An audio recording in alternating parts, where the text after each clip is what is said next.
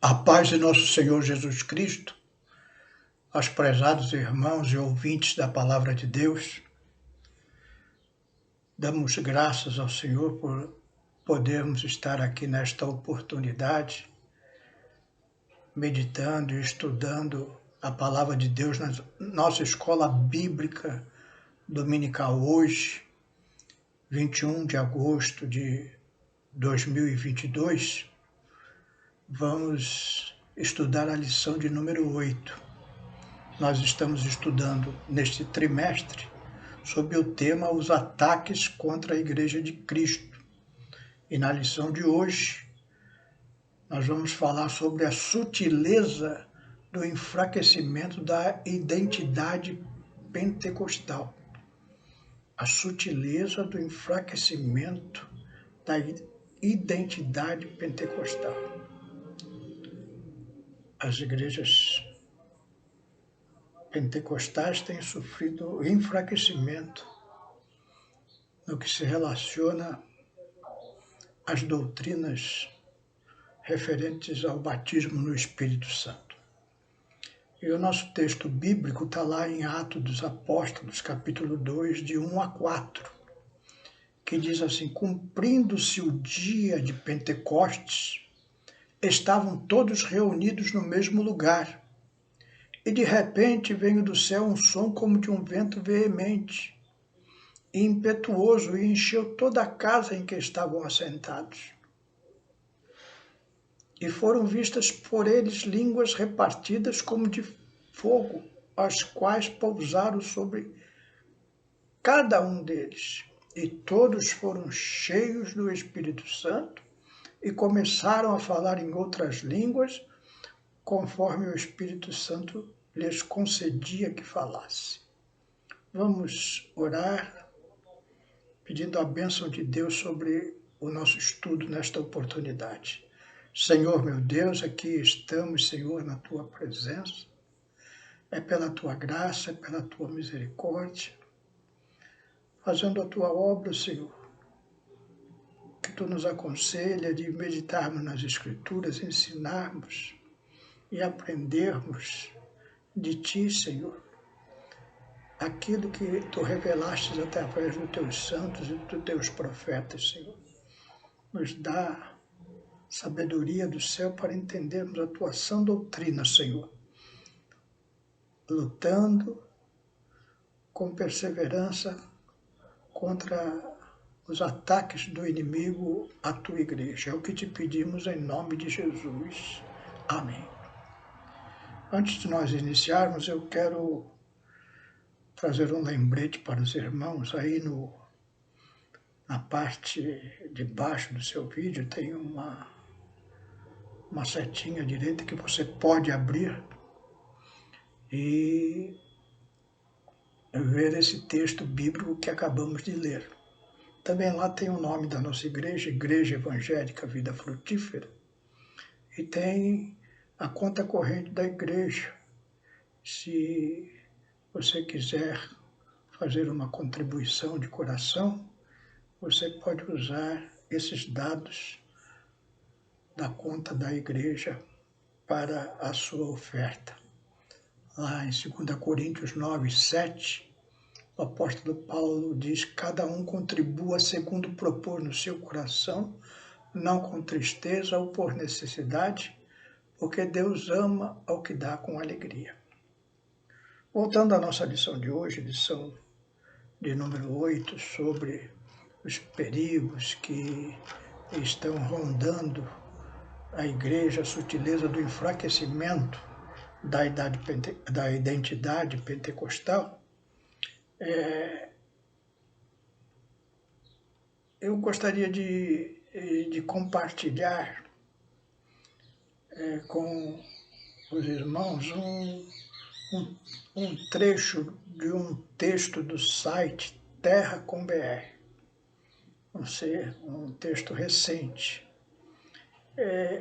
Diz assim o site Terra, abro aspas: o vídeo de uma comemoração pela conquista de vaga no Supremo Tribunal Federal por André Mendonça, dividiu as opiniões na internet desde a aprovação do indicado de Jair Bolsonaro em sabatina no Senado Federal. Nas imagens, quem mais chama atenção é Michele Bolsonaro. A primeira-dama aparece celebrando o resultado da sabatina. Ela pula, grita e fala em uma língua incompreensível. Nas redes sociais, este comportamento foi alvo de chacota por alguns internautas, enquanto outros definiram o caso como sendo de intolerância religiosa, já que essa comunicação faz parte da fé professada por algumas alas da religião evangélica. Fecho aspas para o site Terra com BR. Então nós vemos aqui que a manifestação da nossa primeira-dama em oração e falando em línguas serviu de motivo de chacota para muitas pessoas. E é importante a igreja fazer uma reflexão sobre isso.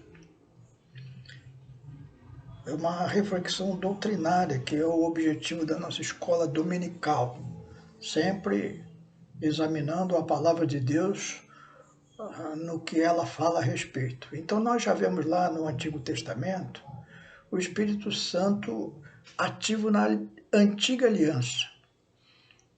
Em Êxodo 31, de 1 a 3, diz assim: Depois falou o Senhor a Moisés, dizendo: Eis que eu tenho chamado por nome a Bezaleel, filho de Uri, filho de Ur, da tribo de Judá, e o enchi do Espírito de Deus, de sabedoria, de entendimento e de ciência em todo o artifício. Então, já no tempo de Moisés, quando eles foram para o deserto e começaram a construir o tabernáculo do Senhor, tinha um levita, Bezaleel, e Bezaleel foi cheio do Espírito Santo de Deus, inspirado pelo Espírito Santo de Deus para fazer as obras de arte que seriam usadas no tabernáculo. Lá no livro de Juízes, ainda no Antigo Testamento, no capítulo 6, no versículo 34, diz que, assim, então o Espírito Santo revestiu a Gideão, a qual tocou a buzina, e os abiezritas se ajuntaram após ele. Então, antes de guerrear contra os inimigos, Gideão, um dos juízes de Israel, foi revestido pelo Espírito Santo de Deus para aquela batalha que decidiria os futuros da nação hebraica. Também em Juízes 11, 29, diz que o Espírito do Senhor veio sobre Jefté e atravessou ele por Gileade e Manassés, porque passou até Mispá de Gileade, de Mispá e de Gileade, passou até os filhos de Amon. Então, Jefté também foi um juiz no tempo dos juízes em Israel, que foi abençoado com o Espírito do Senhor naquela ocasião. Na Antiga Aliança, ainda sobre o domínio e orientação de Jeová, ou seja, Deus Pai, a manifestação do Espírito Santo era dada a alguns, a reis, a profetas e alguns juízes, como estamos vendo aqui, e algumas pessoas designadas para a obra. Mas o profeta Joel, ele vai profetizar que o derramamento do Espírito Santo seria para toda a carne. Lá em Joel 2:28 diz assim, e há de ser que depois derramarei o meu espírito sobre toda a carne, e vossos filhos e vossas filhas profetizarão, e os vossos velhos terão sonhos, e os vossos jovens terão visão. Então, o profeta Joel, ele trouxe a revelação da parte do Senhor que haveria um tempo, e nós já sabemos hoje que foi depois da ressurreição de nosso Senhor Jesus Cristo que os cristãos, lá no dia de Pentecostes, foram batizados com o Espírito Santo e começaram a falar novas línguas. Mas no século IV da nossa era, o bispo de Hipona, Agostinho, conhecido universalmente como Santo Agostinho, que foi um dos mais importantes teólogos e filósofos dos primeiros séculos do cristianismo, ele comete um erro doutrinário. Qual é esse erro doutrinário que ele cometeu? Embora tenha ensinado muitas coisas importantes para a igreja, e nós não devemos, de forma nenhuma, diminuir o mérito de Agostinho quanto às doutrinas bíblicas que ele interpretou, mas ele cometeu esse erro. E ele introduziu na igreja a doutrina que os dons haviam cessado, ou seja, os dons do Espírito Santo, como falar em línguas, como profetizar, como curar os enfermos, os dons de maravilha, todos esses 9 dons do Espírito Santo que nós professamos nas igrejas pentecostais, segundo Agostinho, eles cessaram, só foram para a igreja primitiva.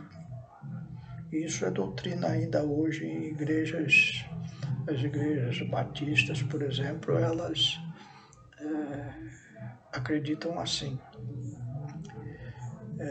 Nós não, nós pentecostais cremos diferente, cremos que o derramamento do Espírito Santo, ele continua até hoje.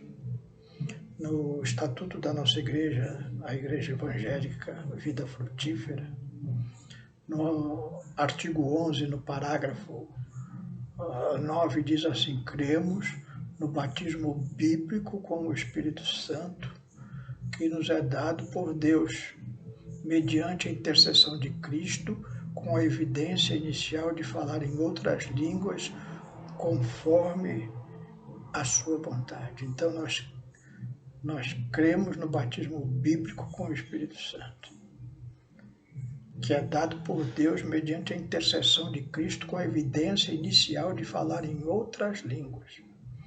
E isso é conforme a sua vontade, que está descrito no livro de Atos. O livro de Atos é um livro do primeiro século da igreja. A igreja, depois que Jesus ascendeu aos céus, se inicia-se ali no dia de Pentecostes.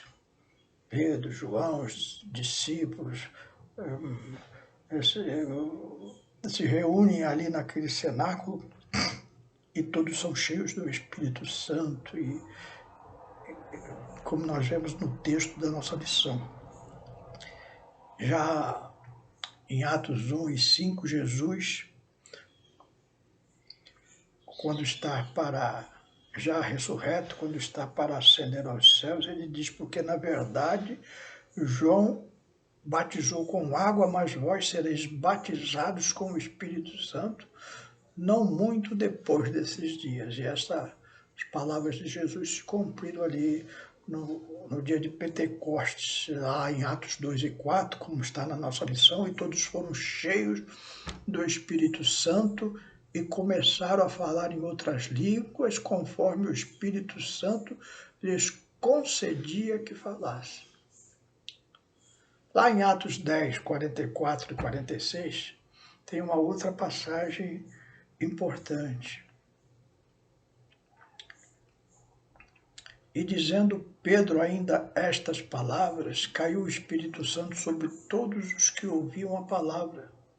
E os fiéis que eram da circuncisão, todos quanto tinham vindo com Pedro, maravilharam-se do que o dom do Espírito Santo se derramasse também sobre os gentios, porque ouviam falar em línguas e magnificar a Deus. Então, ali Pedro, na casa de Cornélio, centurião romano, falando de Jesus, trazendo, através da palavra de Deus, ao coração de Cornélio a necessidade de conversão ao Senhor Jesus, e Cornélio entrega a sua vida a Jesus, a sua família entrega a sua vida a Jesus, ali os convidados que estavam ali entregam a sua vida a Jesus, e os que estavam com Pedro se maravilharam que o dom do Espírito Santo, ou seja, aquilo que tinha acontecido lá no dia de Pentecostes, também se derramou sobre os gentios. Os gentios eram o que os judeus consideravam aqueles que não eram judeus, então eles chamavam de gentios. Os romanos, por exemplo,